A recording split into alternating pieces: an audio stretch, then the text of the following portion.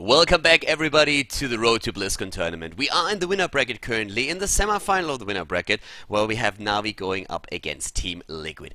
An absolutely amazing match. Two of the best teams that we have on the European server facing each other here. If TeamLiquid wins this series, if they take this best of 3, then they are qualified for the final in Prague, which is of course going to be super important. NaVi is already qualified, but they still want the prize money.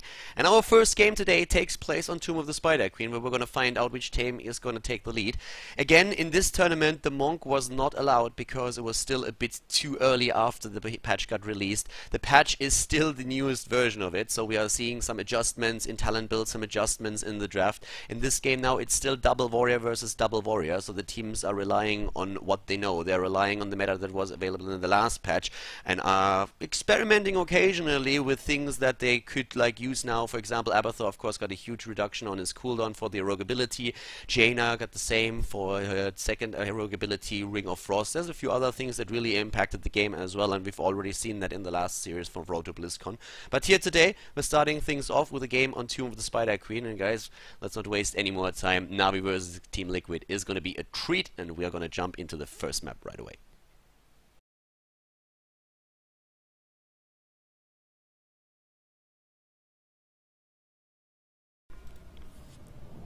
Game number 1, ladies and gentlemen, at the Road to BlizzCon in the winner bracket. We have a match between TeamLiquid and NaVi coming up here. And first map is Tomb of the Spider Queen. To the left side, we have the Spaniards with Vortex on Jaina, Falcon on Vala. So two very strong damage dealers already for the team, with Uther trying to keep them alive, played by Gran Paqueta, of course. Lucifron and Black Scorp completing the lineup with two warriors, Nuburak and Leoric. And to the right side of the map, it is NaVi, and they are using Muradin together with Johanna. So having Alex the Pro G on Johanna, Eternal playing Muradin, Splendor on Malfurion for the heals. We have Zagara played by JPL for the bot lane pressure, and Shwimpy playing Tyrande in this setup. Of course, the Tyrande build in this case could potentially head into the Searing Arrows on level 4, since it's one of those heroes that you will have to play a bit with a hybrid form to get additional damage out of there, since the only other range damage dealer that they have is Zagara, who are once again going to see at the bot lane. JPL already trying to provide some vision with those creep tumors.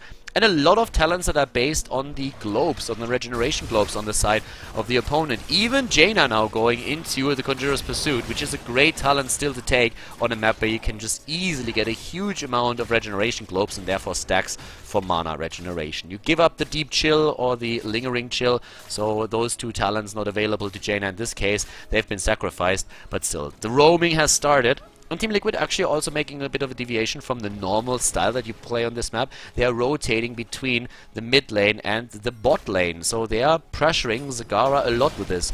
Most of the time you will see teams just putting one of their very strong push heroes onto the bot lane and then rotate between mid and top. That's not the case here, and it will make JPL's life a lot more dangerous. So he has to be super careful that he doesn't move out too far.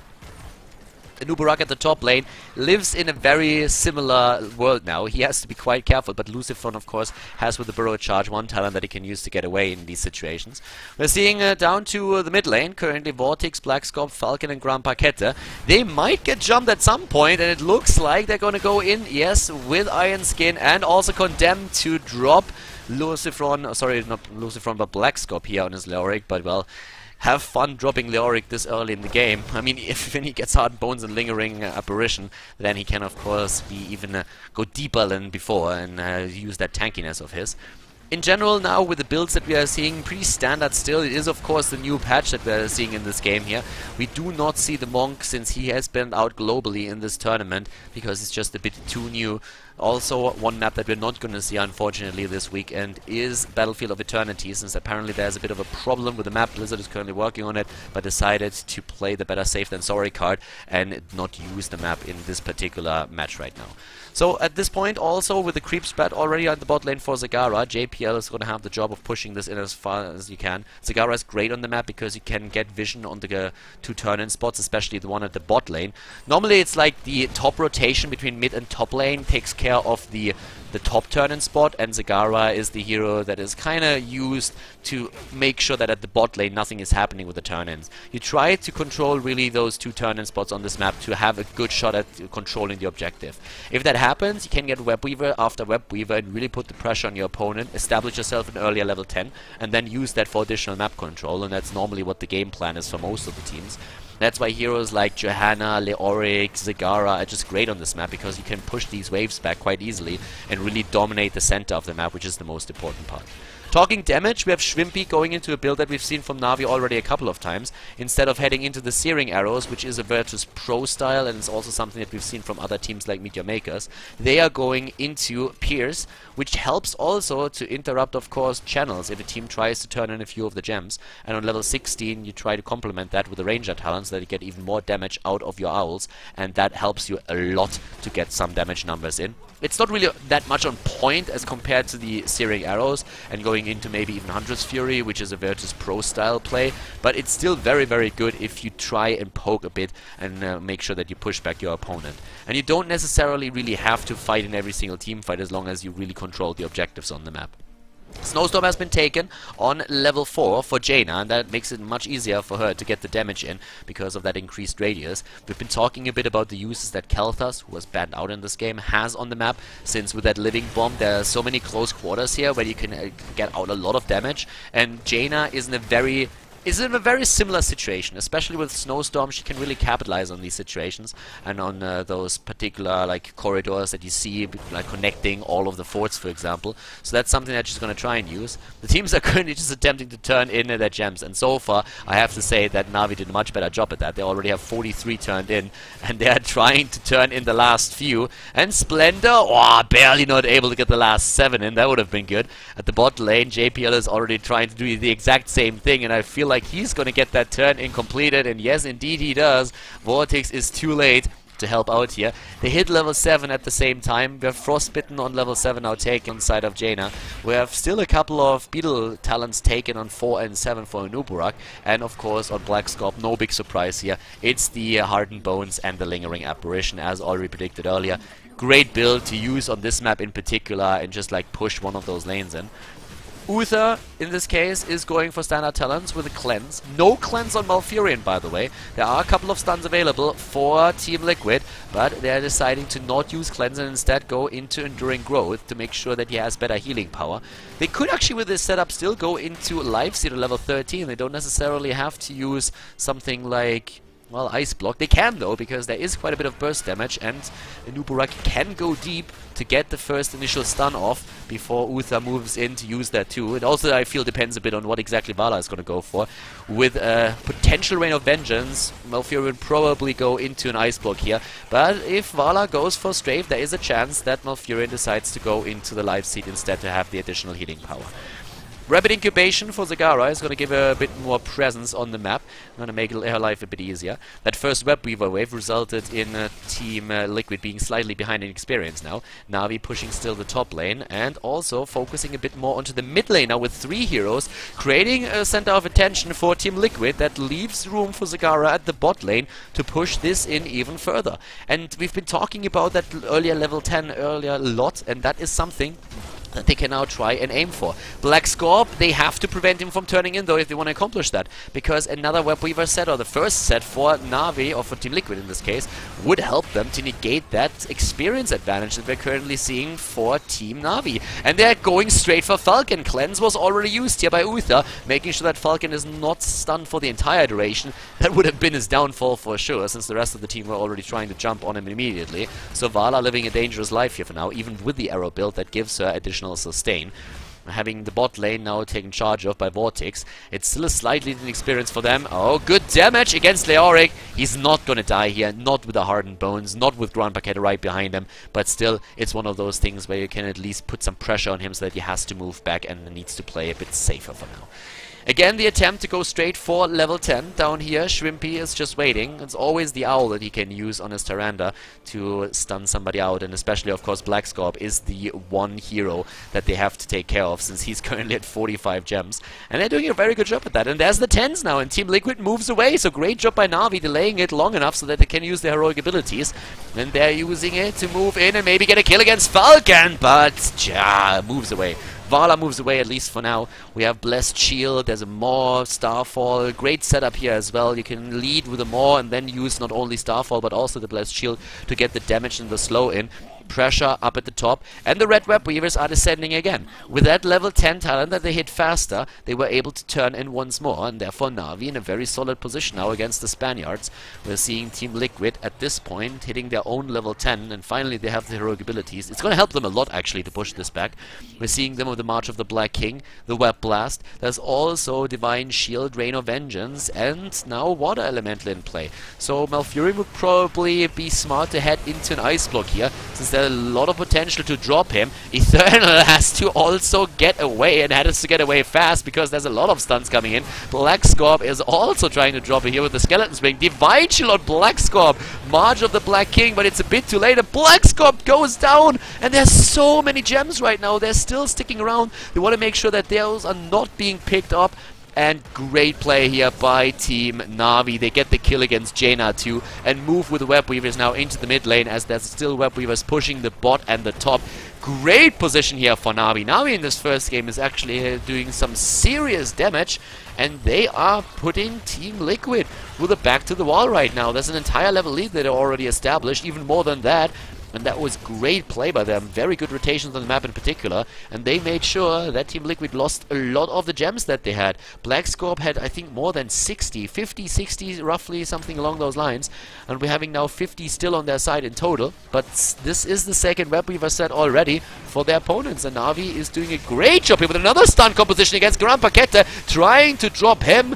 And there goes Uther. Alex might be in trouble too, and yes he is, with an Uberak dashing in, taking the double kill, and TeamLiquid, wow, even with Tranquility active, they get 2 kills here, and they might also drop Splendor now. Splendor dead, and that forces them to relinquish 50 of their own, actually it was 30, sorry, it was 30 of their own gems, but they recovered 20, so at least it's not too bad for them. But TeamLiquid now, with their own talent.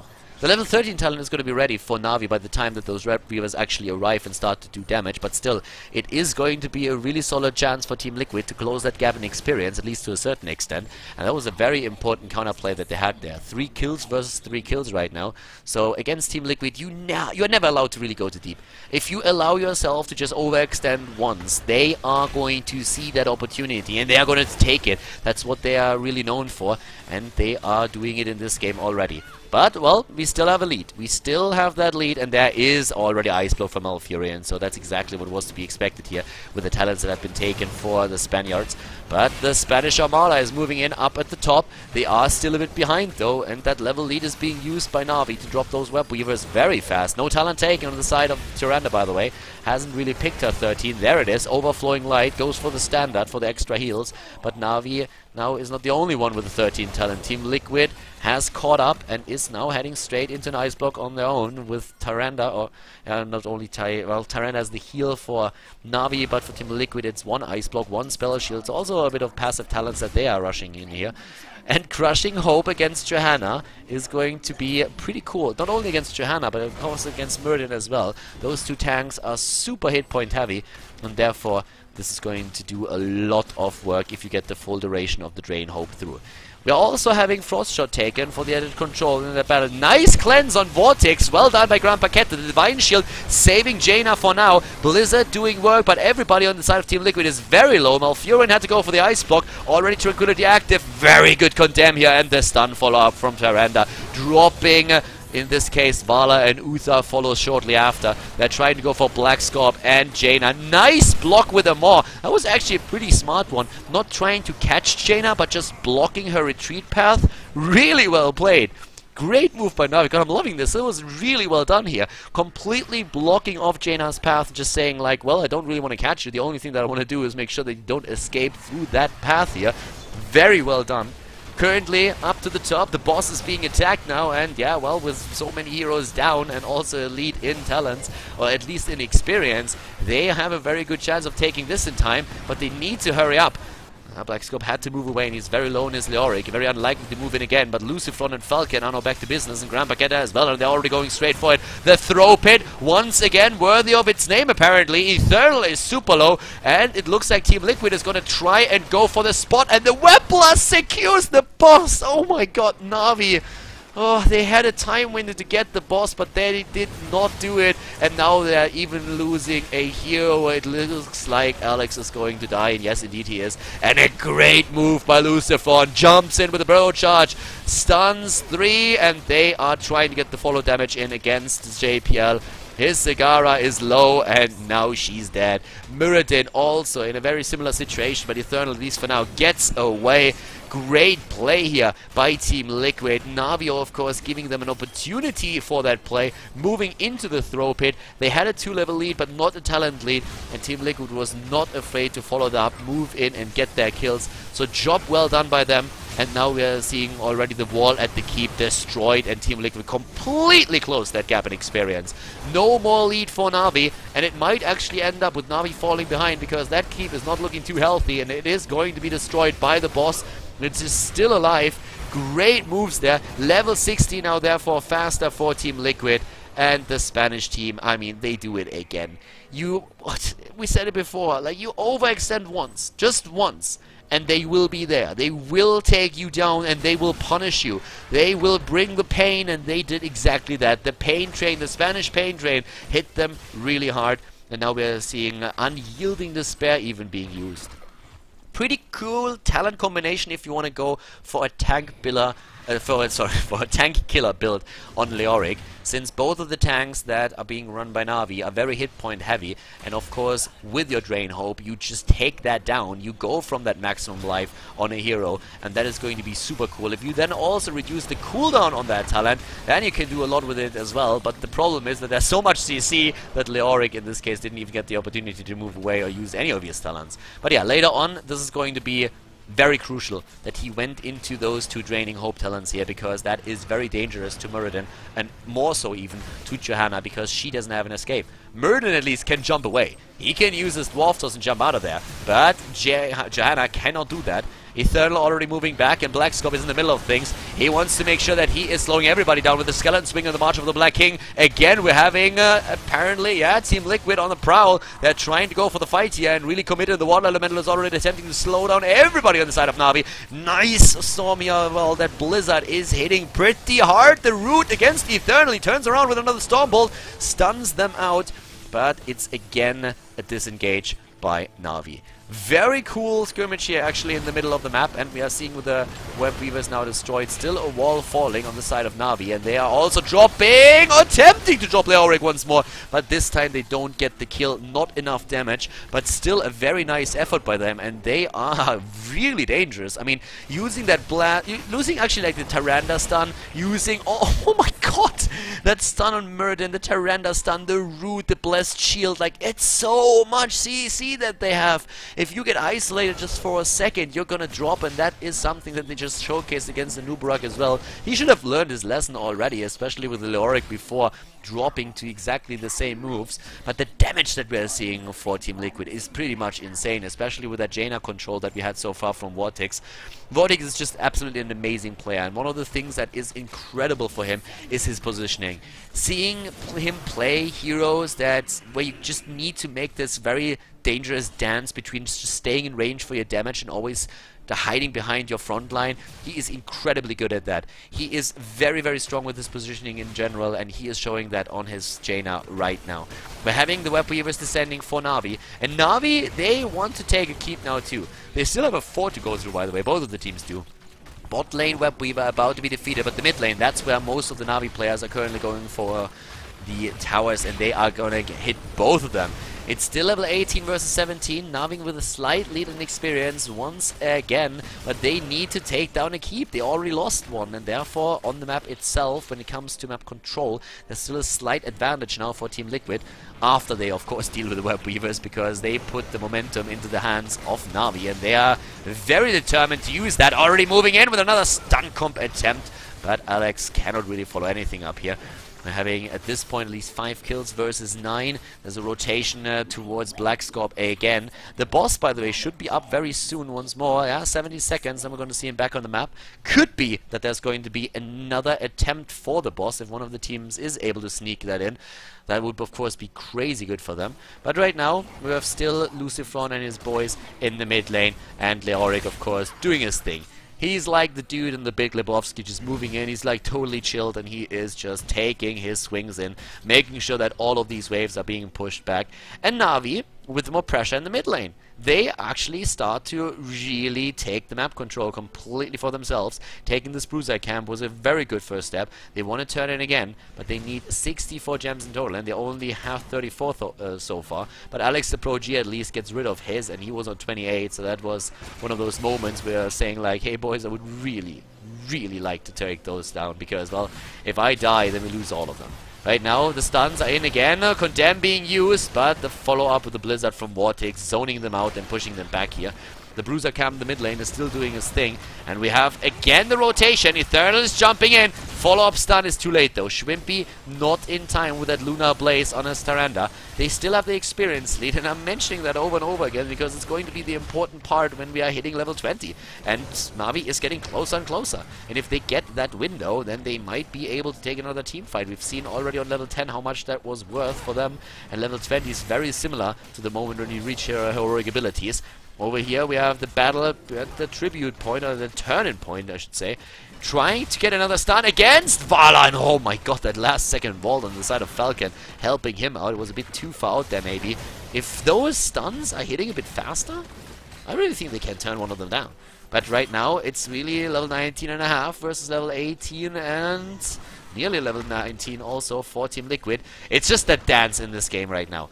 Level 19 for both of them about to hit, and Falcon actually getting stunned. Yeah, they're going deep for this one. Eternal already baiting out that heroic ability on Vala. Rain of Vengeance not available any longer, and here comes Muradin with his own avatar. He's trying to escape for now. They're not turning things around just yet. Leoric had to move away with Wraithwalk, but the stun against Falcon, good cleanse from Grand Paqueta. Eternal is waiting for a second with the Stormbolt, throwing that in the end. He gets a heal, uses Stoneform, but it doesn't matter. He gets dropped, and it's a 5 versus 4 with a Divine Shield on Anubarak to keep him safe. Stuns being dodged all over the place now, and it is NaVi on the run. NaVi is running, and they're running fast. The Water Elemental is trying to chase them down and slow them, as Blackstop is already moving in with the Skeleton Swing, and Lucifron with his stuns! And the kill against Tyrande. A double kill now for them overall. It's a 5 versus 3 situation, and that allows TeamLiquid for now to control the map, maybe get a completed turn, and they do have the gems. They can go for the turn in here, and they are very close to level 20 now themselves. The blue Web Weavers are going to drop in a bit.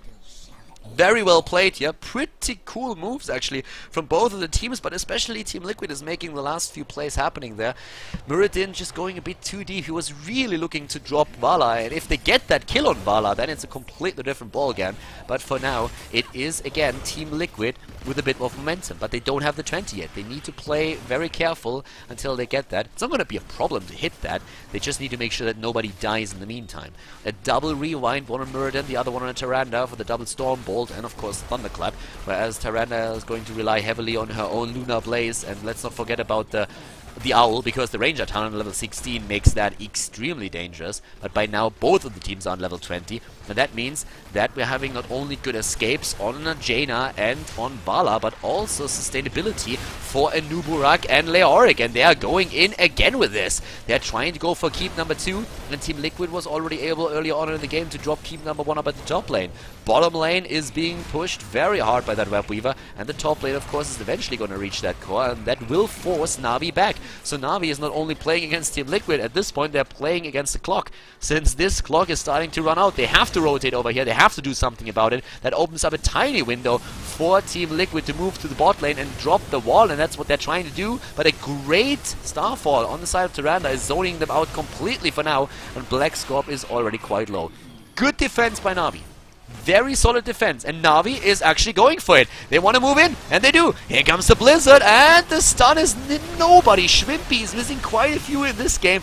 Not easy targets for him, but Alex... Oh, the more! Does Schwimpy have the cooldown? They could get a triple stun here, but he gets zoned out. They push him back. Tyrande couldn't go close enough to get that stun, and a bit unfortunate for them, but this one was absolutely perfect, and the owl to the face drops Jaina, and Black Scorp is now dying too. Great play here by NaVi, and Schwimpy in this case hitting a very good stun, and then also the owl. He was attempting actually to go for a stun at the Maw. They could have hit 3 heroes with that, but then he got zoned back. He had to move away. He could not really go deep enough, or he would have been killed, or potentially be focused upon. Right now, there's 1 stun, 2 stuns, and goodbye, and Nuburak. The Nuburak got wrecked, and that means that again NaVi is in a very solid momentum position, and they look for the throw pit.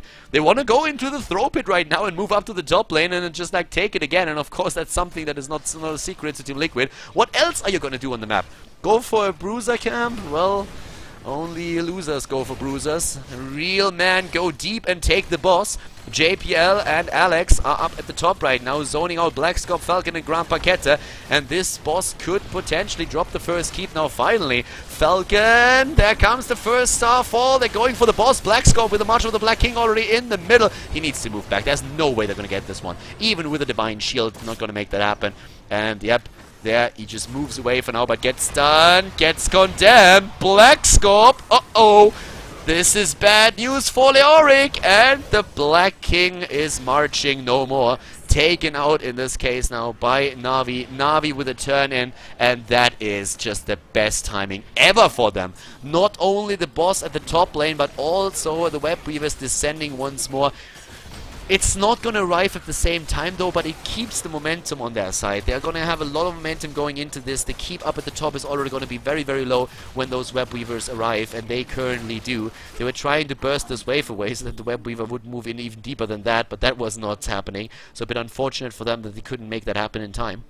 Up to the top lane though, the keep is still alive as you can see here, but dropped half health. Mid lane is being pressured, bot lane the same picture, and NaVi is just rotating over now once again. They are trying to get into a good position for this one. Down to the bottom lane, we're seeing them going straight through the wall as the Turtle joins up with the rest of the team. They're still waiting for Tyrande. The Web Weaver is a bit late with this wave, but at least drops the well, and now they're going for the keep. They're trying to take it down here, going straight for that victory move, but they don't get it just now. The Web Weaver is still there, applying a bit more pressure to the structures, but TeamLiquid is in position and they're willing to take this, they're willing to commit to it, but they're getting low, especially Falcon here. Another stun hitting him hard. The Root is down as well. He needs to go for the Rain of Vengeance to save himself. Black Scorp is also dropping in hit points, using his skills to push the opponent back, but NaVi is in a perfect position here with another Starfall, locking them down and trying to apply these stuns now as well. Their CC chain is insane, and they are applying it to Grand Paquette now, dropping Uther and going straight for the rest of the team. The keep is already dead, and another one is already at half health, so the top lane has been pressured hard. The Web Weaver moves in and is now even attacking the one in the mid lane, using another wave there. TeamLiquid is suddenly in a really bad spot now, and this is getting very difficult for them. I mean, they took the first keep of the game, which was amazing, but right now NaVi is really, really working the angles, making sure that they have a better position. 2 bruiser camps are still in position on the map, one to the right, the other one to the left, and the game is still not over. We're 25 minutes in, and by the way, talking about time, the objectives scale much better now on this map because Blizzard realized, hey, the games take a bit too long until the Spider Queen. A lot of people have been complaining about it, that in comparison to other maps, this is a map where you can see very, very long matches and that the objective doesn't really help you in the later stages of the game. So Blizzard actually increased the scaling by 50% after the 15-minute mark, if I'm not mistaken. So in the later stages of the game, the objective is helping a lot more than before.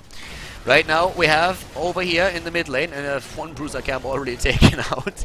NaVi is really putting the moves on now. I mean, these guys are pushing TeamLiquid back on all lanes. They're doing a great job with that. They have a lot of sustain, by the way, with their 20s. That double Storm Shield is helping. We've been mostly talking about Rewind, which is of course great if you want to get those stuns in. Double Storm Bolt, double Lunar Blaze. I mean, are you kidding me? That's an insane lockdown that you have right there, and that doesn't even account for the Blessed Shield that can be thrown out, or for the roots that Malfurion can use in this case as well. He has Hardened Focus on level 16, so that is going to reduce his cooldowns as long as he keeps himself on full HP for a long time. Currently, in terms of like damage, just to give you a bit of an idea of what's happening here, Zagara is on 97,000, just mentioning that. Especially, of course, going into the Brute expansion and the Double Hunter Killer is just so helpful in Zagara. And the vision on the map that she was able to provide throughout the game is just absolutely invaluable. Having knowledge about your opponent's movements and positions is incredibly important here.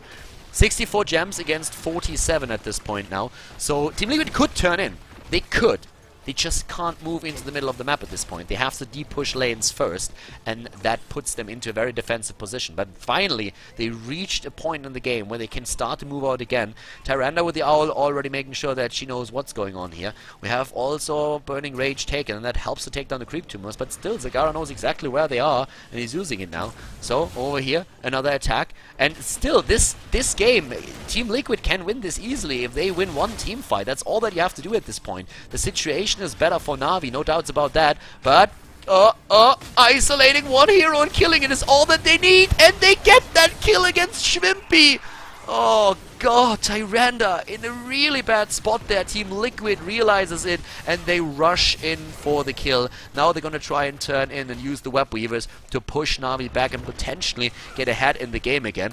There's already the turn-in attempts. They have turned in a few of their gems, but Blackscorp is the one that they really need. With 32, he is the one hero that has the most gems, and he is going to get that turn-in right now. Unless, well, I was about to say unless Tyrande hits another Owl, but let's face it, she's dead. That's not going to happen. The Owl from the Beyond. That sounds like a pretty sick talent. You can shoot owls while you're dead. From the Nexus. Think about that, Blizzard. Right there. I love, by the way, that some of the Heroes of the Storm fans have suggested that a cool idea would be to give Tyrande a talent where the Owl heals heroes from your own team if you hit them. That's a pretty cool idea to think about, and it could make Tyrande even a bit more viable as a solo healer. So that is actually a very smart idea, and I think that's something that Blizzard should definitely consider to put in, because I feel it would give Tyrande so much more versatility. For now, the damage is great though. I mean, that Owl is already doing work down here, and we have them moving over to the mid lane with those Web Weavers that I've just been mentioning. So this is the chance that TeamLiquid has. This is the best opportunity that they have to drop another keep to get ahead in the game, and they are currently using that, or are trying to use it. They put the pressure onto the keep in the mid lane. Navi is defending with all that they have, and at this point that's 5 heroes, as Tyrande is now back to business as well, but the Web Weaver already dropped. And the rest of the Web Weavers is doing not much more, but simply de-push the lanes for TeamLiquid. You can see this one is already at a half HP. The one up at the top lane is not looking too healthy either, especially with JPL moving in and dropping another set of Banelings. So many Banelings! And yeah, Web Weaver down to the bot. Oh, well, actually to the bot, that's the only lane where they still survive. But TeamLiquid is rotating again. And what about the boss? Apparently, are they going to try and zerk that down once that the Web Weavers are eliminated? There's the Owl, though, and hitting 3, and TeamLiquid is like, alright, screw that, they know where we are. They're not going to fall into that trap. There's not going to be a trap set against Navi, not with a Tyrande in their midst, and Schwimpy is realizing that his scouting abilities are going to be key for them to win the game, so he's going to try and use that. We are 30 minutes in, by the way, the first game in the best-of-3 series here in the Road to BlizzCon tournament, the qualifier number 2, by the way, and this is crazy stuff right here. Semi-finals, and if TeamLiquid wins this series, then they are actually qualified to play in Prague at the European Finals, so it's an important match for them. Again, the Owl is flying up to the top, hitting Falcon, and that Owl is starting to really do some solid damage. It's damage that is mostly being healed out, so don't take, like, it's still nice damage, but it's being healed immediately once it hits, so they need it in the team fight, and there is the team fight we've been talking about. Zagara moving in from a bit of a weird angle. JPL needs to be careful, he's a bit too far out there, and needs to use his Bolt of the Storm. Blackscorp is trying to drop him, or at least slow him down, but that gate is still intact, and therefore JPL JPL can escape quite easily. But he was a bit far out there. He was trying to flank, and I mean, that's not a bad thought, but he went in a bit too deep and got exposed for a second. Luckily for him, there's not too much lockdown that we're seeing on the side of the opponent, so yeah, it worked out in the end. 24 versus 23 are the levels now. The stun against Jaina in the backline. Once more Eternal jumping away, not taking any Blizzard damage here. But BlizzCon moves in, and it's that team fight that we've been waiting for. There's a big camp, by the way, moving through the mid lane right now. And that is the last lane where we are seeing a keep for TeamLiquid. So they kinda have to deal with this one, especially since this keep is only on half health. Having all 3 lanes push against you is, well, let's just call it bad news. It's a bit of a shitty spot to be in. They're trying to turn in again, and they have the gems. They have the count. They need... Oh, the double stun! Double stun in the backline. Another one against Falcon on his Vala. And they're moving in again. Ah, the condemn on Alex actually pushing Anubarak out of the stun of Tyrande.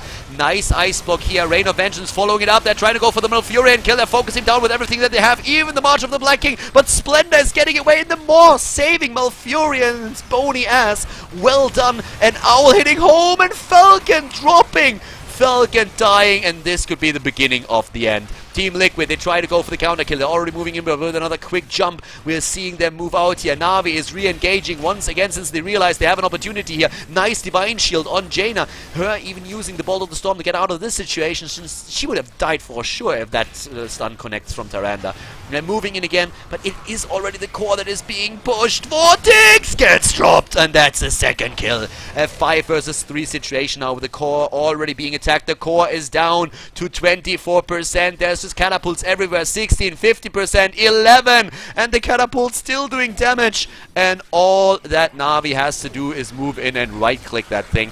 Alex is already on the way. GG has been called, and this is game number 1 in favor of NaVi. Great play here by them to secure themselves a lead in the best of 3 series after the first map, Tomb of the Spider Queen. Wow, what a game to kick this series off. More than half an hour on Tomb of the Spider Queen. A back and forth battle the entire time, but NaVi with so much pressure against TeamLiquid. And then at the end of the match, TeamLiquid, the Spanish defense, it crumbles, and NaVi takes the lead in the series. They're up 1-0, and TeamLiquid, if they want to qualify for Prague already, if they want to move on to the winner bracket final, then they have to win 2 in a row now. And Sky Temple is going to be the next map. And we have for both of the teams now a melee assassin. Zeratul on the side of NaVi and Illidan on the side of TeamLiquid. So it's going to be the battle of the melee assassins on Sky Temple, where TeamLiquid is going to try to make a stand and claim victory to force this series into a 3rd map. And we're going to find out together now if they can make that happen.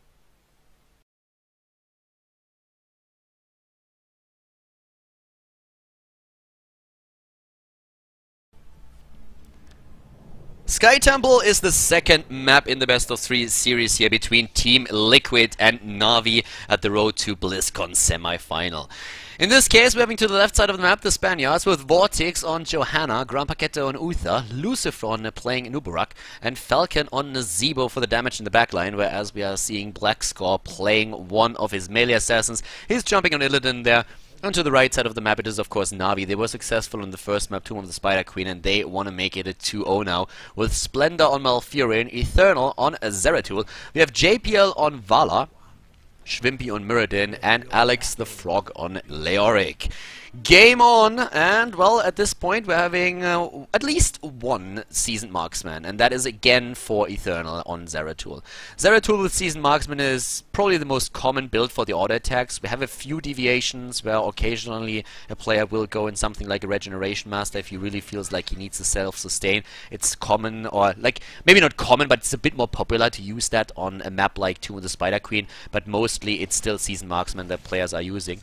What I kind of like against setups like this is that players are starting to go into hopelessness a bit more. Since there's a lot of maps where, even with reanimation, you're not gonna get too many globes, and hopelessness is just really nice with that extra range that you have on your Drain Hope.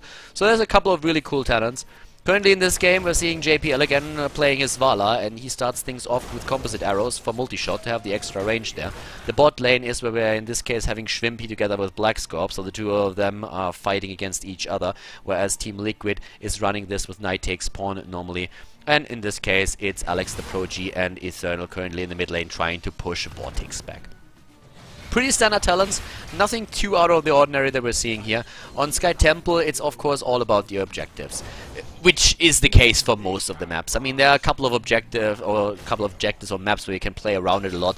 In this case, the objectives give you a chance that you can also negate a disadvantage in the game by just going for one of the temples, maybe claim the boss instead of going for a temple, or rotate around your opponent. So there's quite a few options that you actually have.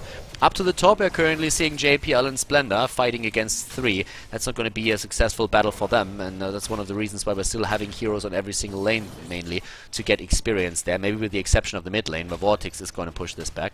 But normally in a pro game, you will see the first temple phase to just end in a split. Both teams will normally just like claim one temple for themselves, but JPL is super low and is trapped! He's trapped, and wow! They breached through that wall and made sure that Vala isn't dying here. Cool move. Very cool move. Very coordinated. Moving straight for that. We're seeing now Schwimpy and Blackscorp. Blackscorp feels confident, but not confident enough to dive the towers. He doesn't want to go for these. So, yep, at this point, we're having also Puncturing Arrow. This is the one thing that I love about Vala. I absolutely love it. You have so many builds that you can use. With a Composite Arrow on level 1, you can go into basically 3 different choices, 4 different choices actually. All of the choices on level 4 are viable, depending on how you want to build the hero. In this case, with a Repeating Arrow on level 7, JPL could go for a max damage build thanks to the spells that he throws out there. And this is one of those things that Vala just brings to the table.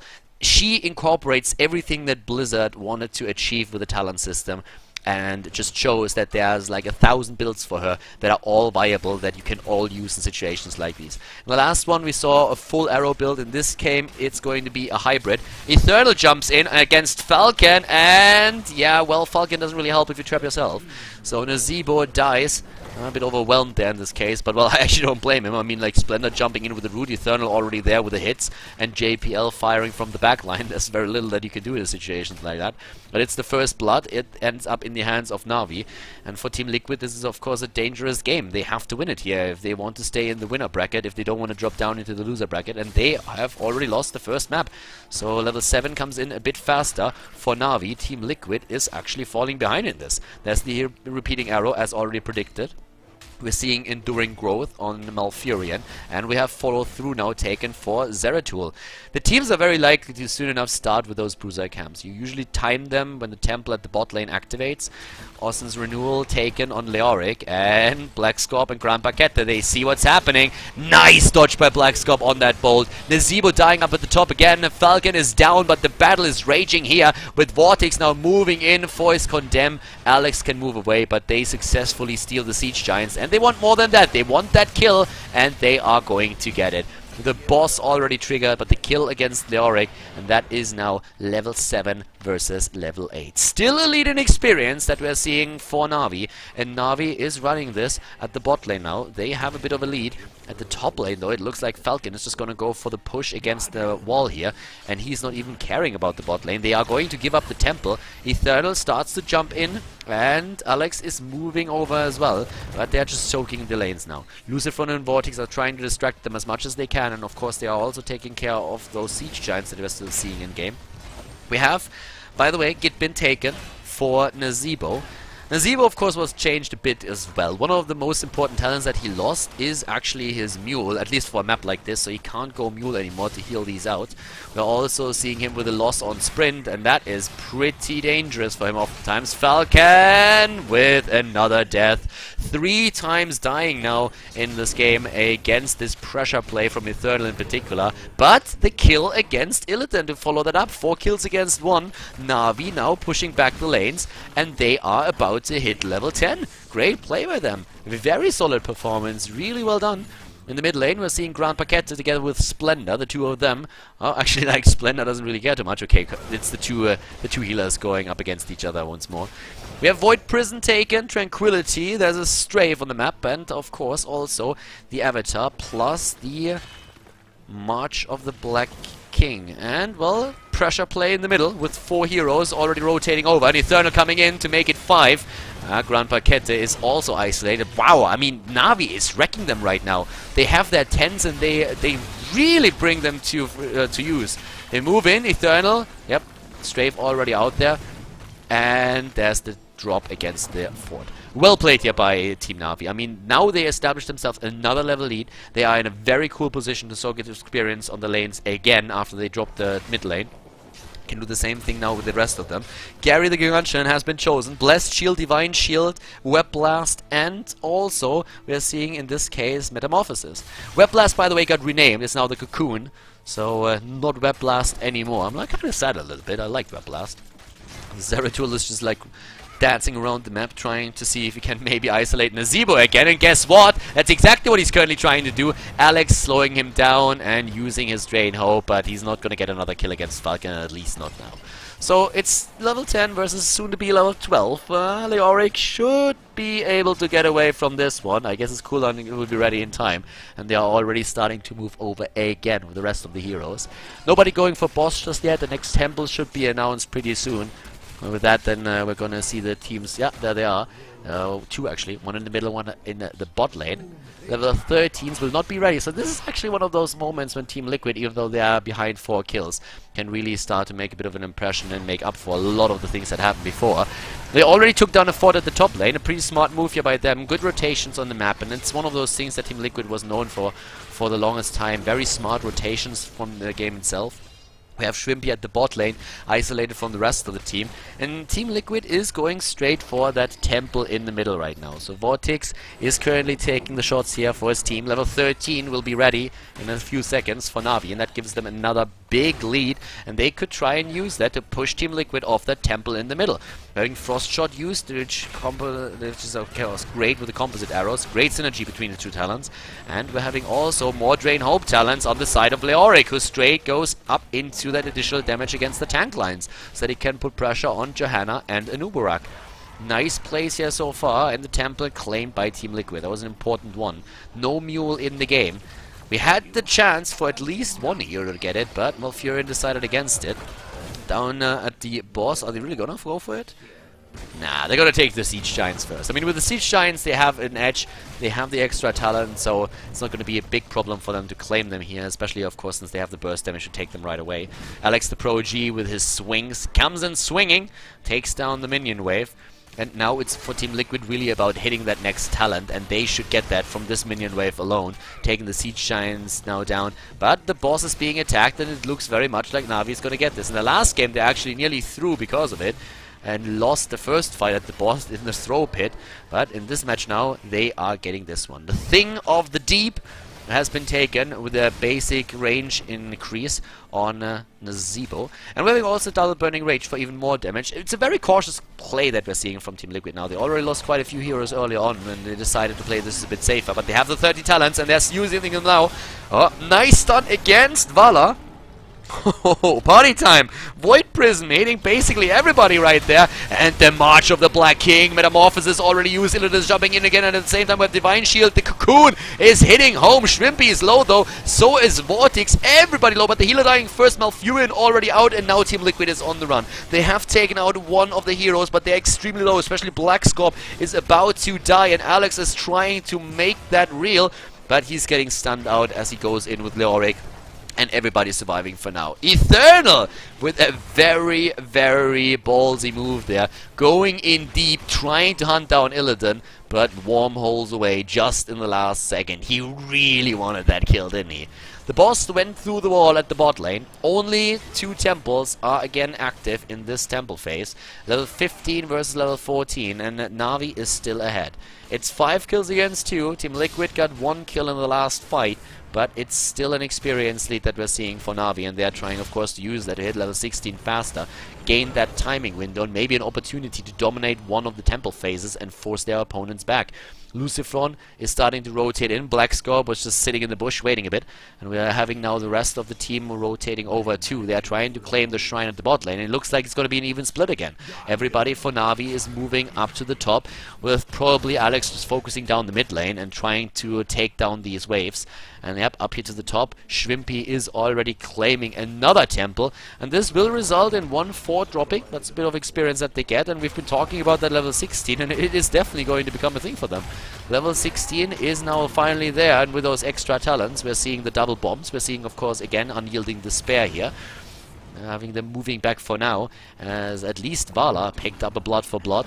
And what about Malfurion? Are we going to see a hardened focus? We've seen that talent already a bit earlier today. Could see the Tenacious Roots here, depending on how Malfurion tries to play this. 16's now also claimed by TeamLiquid though, and they are slowly and steadily getting closer in experience. We have now Blessed Hammer. There's Benediction that has also been taken by them for the double heals, double stuns, no matter what Uther wants to do. He has a chance to pull that off. Blood for Blood has been claimed by 2 heroes. It's not only Illidan that went for it, but we have also Nubarak using the talent here. Not really too afraid from those auto attacks that Vala uses. She didn't go into Manticore or Searing attacks, nor did she go into Giant Killer. If that happened, I suppose we would have seen the imposing presence, even though the talent got nerfed a bit in this particular patch. I still think it's strong enough to make it a solid option if your opponent is running a lot of auto attack heroes, which in this case is not really happening. We have the Leaping Spiders now as well, so Spider build still. We've seen a few variations, a Toad build too, on with level 7 and level 13 talents. Nice burst against Leoric, wow! They really surprised him. Alex was not prepared for this one, even though Illidan wasn't even with him. At the bottom lane, we have 2 giants moving in together with Illidan.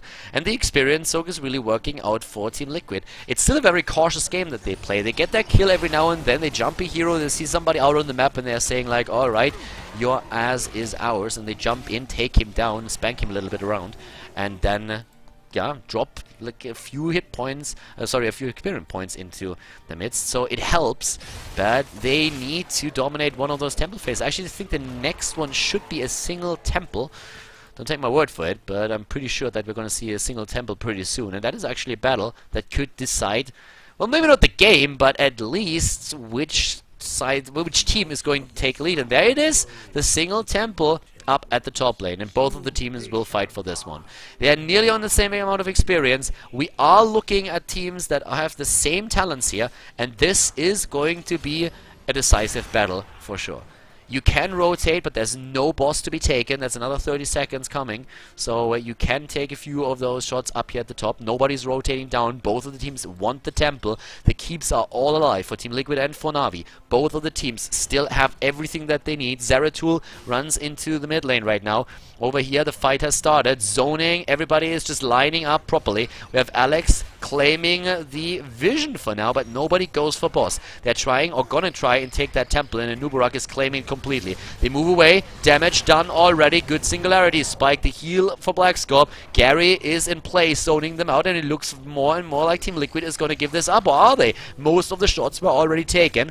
This is the attack against the keep itself, and over here the battle has now finally started with the Shrimpy getting attacked immediately. He's a bit far out, so is Leoric, needs to Wraith Walk out of there, and TeamLiquid still claiming that temple. They're doing a good job at it. And Nubarak with a Divine Shield gets saved by Grandpa Kette. They move in again, and Malfurion isolated and annihilated. JPL with a good strafe once more, but he is getting rather low, and we have BlizzCon trying to go in for the kill. He gets that move against Tirvela, and also a kill against Zeratul up here at the top. The only 2 survivors are Leoric and Shrimpy, and both of them are under a lot of fire right now.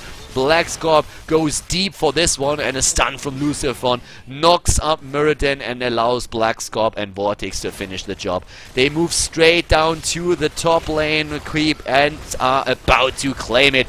Nearly level 20 for them now, and it looks more and more like they're going to go straight for the core here. I mean, that keep is going to fall in just another second. It's a 5 versus 1 situation with Leoric just finally appearing again.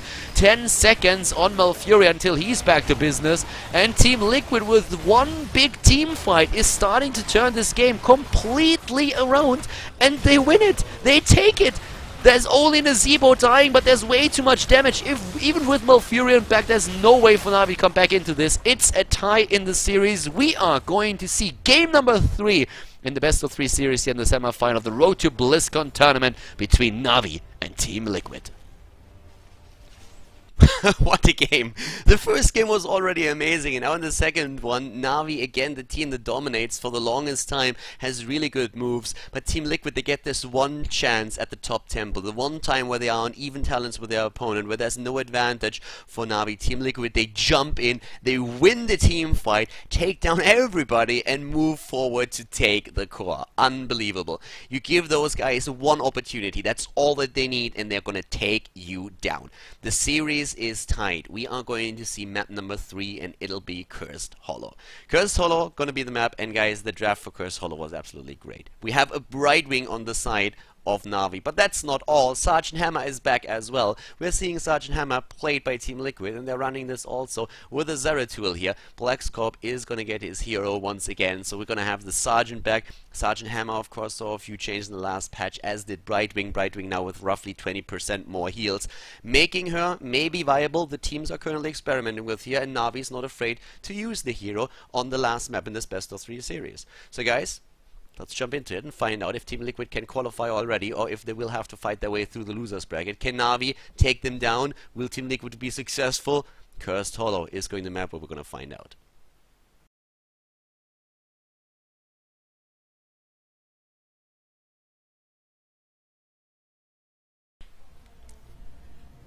Game number 3, ladies and gentlemen. Cursed Hollow is the map, and it's the final game between Navi and TeamLiquid in the winner bracket tournament. It's actually, I was about to say the winner bracket final. That's not quite the case. It's the winner bracket semi-final in the BlizzCon, the Road to BlizzCon tournament that we have, the second qualifier for Europe, and we are seeing Navi going up against TeamLiquid once again with the Spaniards starting to the left. Vortex on Zagara, Grand Paquets on Malfurion, Lucifron on Johanna, Falcon, it's Hammertime on the Sergeant, and BlizzCon on Zeratul. To the right side of the map, it's Alex the Prodigy on Leoric. We have Splendor on Brightwing for Navi, and Shrimpy is playing Tyrael, JPL on Nazebo, and Eternal on Jaina.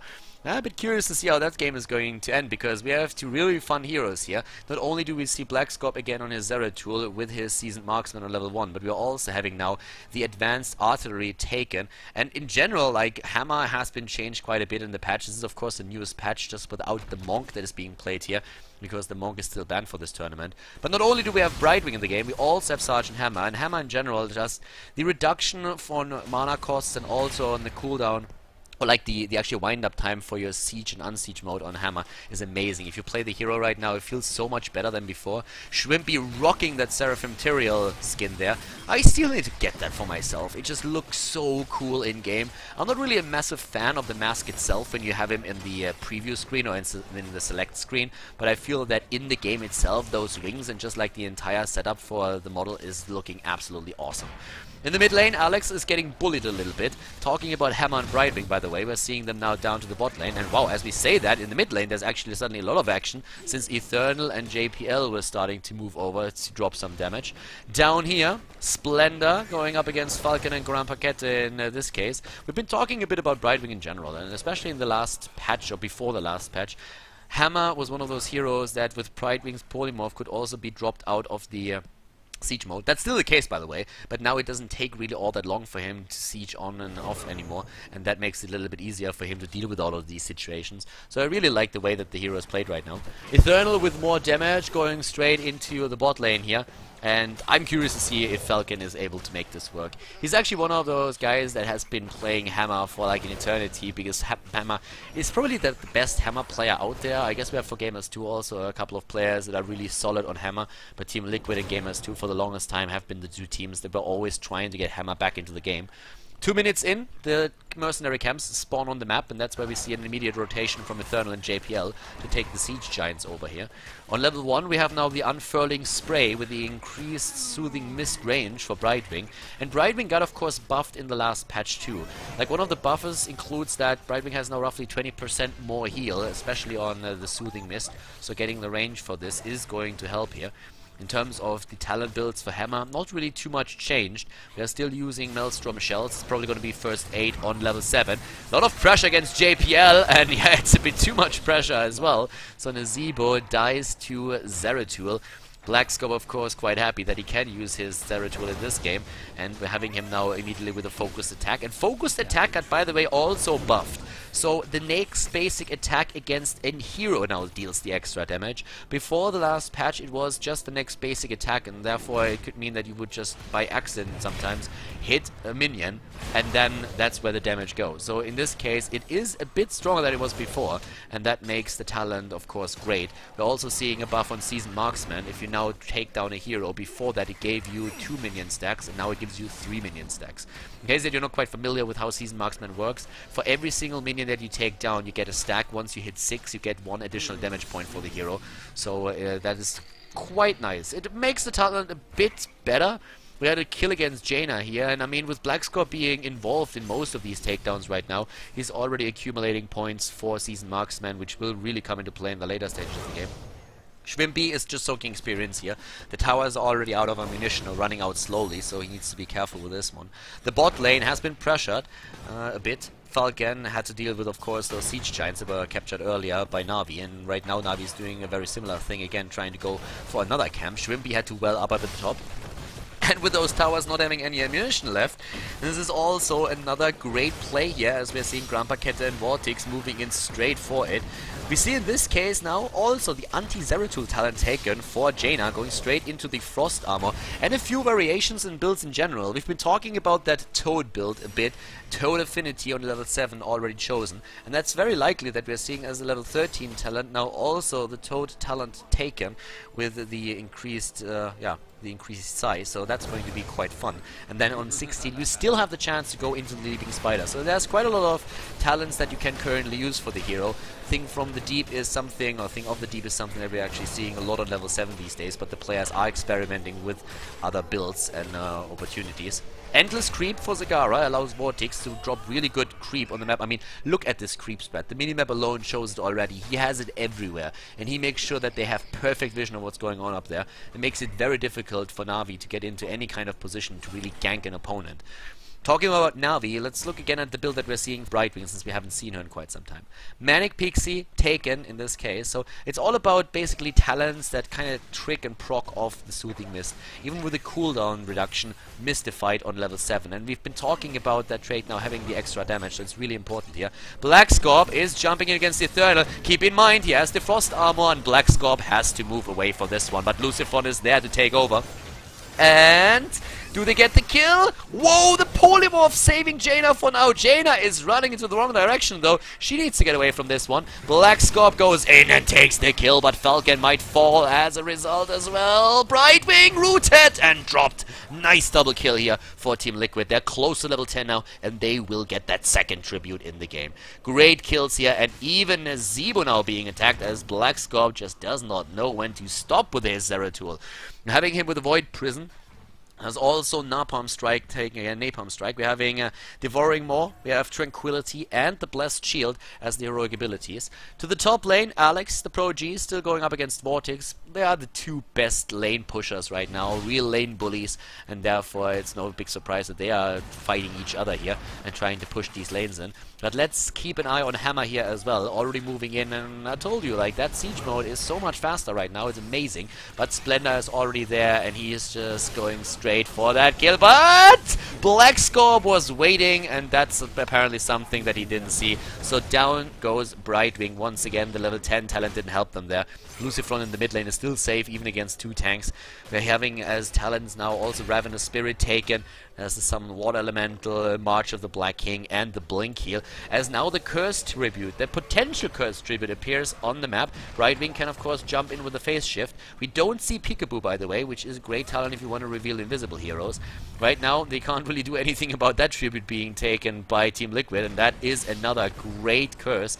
BlizzCon can now just roam through the map again and get a few more Seasoned Marksman stacks. For now he's actually doing quite well. He's already at 10, we're 7 minutes in, and he has 10 Seasoned Marksman stacks. They go for the keep at the bot lane to drop this, and well, with that they have additional experience that they already gathered. The mid lane, that's only the wall that is being still defended here. And Falcon with Napalm and also his siege mode is starting to do his job, putting in the pressure against the structures. Schwimpy eating a lot of damage in the backline. He's trying to get away, but here comes the blast shield. Tyrael in trouble, in a lot of trouble, and Tyrael is dead. They were trying to move in with the water elemental, but that was more of a panic attack, I think, than anything else.